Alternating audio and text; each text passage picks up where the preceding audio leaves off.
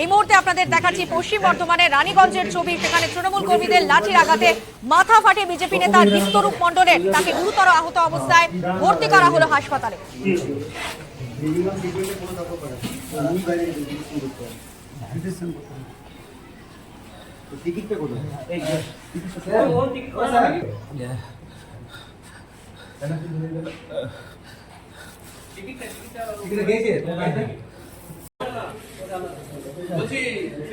সামনে সামনে মেরে দিল সব দাঁড়া দাঁড়া দেখছি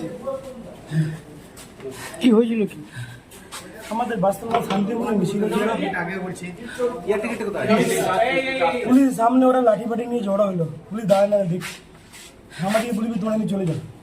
আমার যাচ্ছিল ওরা সবাই লাঠি নিয়ে জড়ো হলো। এসে পরে প্রথমে টোটো ভাঙলো, আমাদেরকে ডাং দিয়ে মারতে মারতে পাথর ছুটতে দিতে আমাদেরকে পাঠাই দিল একদম সেই রেল পাড়ার ওইখানে, রেল ফাটার ওইখানে আমরা সব দাঁড়াইছিলাম ভয়ে। আবার তারা দৌড়ে যেয়ে পরে আমাদের লাঠি নিয়ে সবাই জড়ো হলো ডিস্কো দোকানের সামনে। একটা পুলিশের গাড়ি আসছিল, পুলিশ গাড়ি দাঁড় করে বললাম স্যার এগুলো কি হচ্ছে? আপনার সামনে লাঠি নিয়ে ওরা দাঁড়ায় আছে, বারণ করে ওদেরকে, আমাদের কিছু নাই। আমরা বন্ধ দেখেছি, বলছি এটা আর্যকরের প্রতিবাদে নিয়ে আমাদের বন্ধ দেখেছি। কালকে ছাত্রদেরকে মারা এই জন্য প্রতিবাদ দেখেছি। তারপরে ওরা পুলিশের সামনে মারছে, কাউকে ছাড়ছে না, পুলিশকেও মারছে আমাদেরকেও মারছে। পুলিশ দাঁড়িয়ে দাঁড়িয়ে দেখছে। কি নাম তোমার? আমার নাম দীপ্তরূপ মণ্ডল। কারা মেরেছে?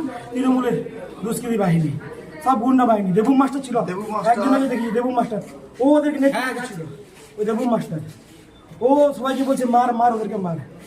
কি হবে লাভ? কি লাভ আছে? ওরা তো জানে ওরা আবার যাচ্ছে। এত ভয় ঢুকে গেল যে এইভাবে মারছে।